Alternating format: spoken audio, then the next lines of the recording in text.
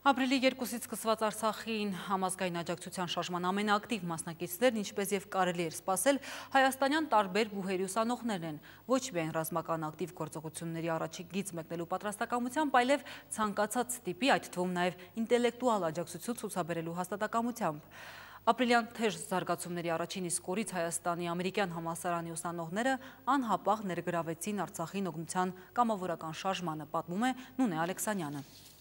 Երեխեք հիմա սկսել են ազերիները ակտիվանալ Twitter-ում, խնդրում եմ ձեր account-ներով սկսեք hashtag-ներով մեր թարգմանած բույթերը տարածել։ Հայաստանի ամերիկյան համալսարանի ուսանող կամավորներից ընդամենը մի քանի ժամում ձևավորված թարգմանչական խումբը աշխատանքային եռուզեռի մեջ է։ Այն պահից սկսած, երբ տարածվեց լուրը, թե Արցախից եկող տեղեկատվությունը թարգմանելու հարցում աջակցության կարիք կա, համալսարանի ուսխորհուրդը որոշեց կամավորական երկու խումբ ստեղծել՝ նյութական օգնություն եւ ինտելեկտուալ աջակցություն ցուցաբերելու նպատակով։ Մեդիա նախագծի շուրջ համախմբվեցին 6 տասնյակից ավելի ուսանողներ։ Առաջարկել եմ այս մեդիայի պրոյեկտը անել եւ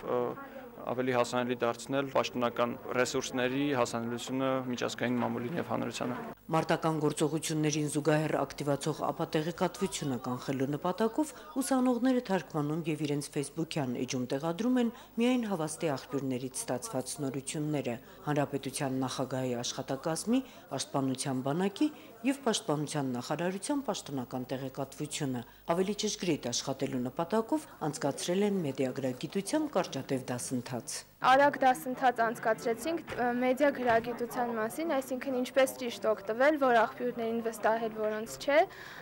եւ ինչպես չտարածել ապատեղեկատվություն։ Դրանից հետո արդեն խմբերը սկսեցին իրենց հիմնական աշխատանքը։ Հիմա արդեն երրորդյա փորձառությունն օգտագործելով մտածում են լսարանն ընդլայնելու եւ տեղեկատվությունն ավելի հասցեական դարձնելու մասին։ Սկզբում միակ տարբերակը այն էր, որ մենք թարգմանություններ անենք ու մեր Facebook-յան էջերում տարածենք, սակայն հիմա արդեն մտածում ենք մեկնաբանությունների միջոցով տարածելու, այսինքն մենք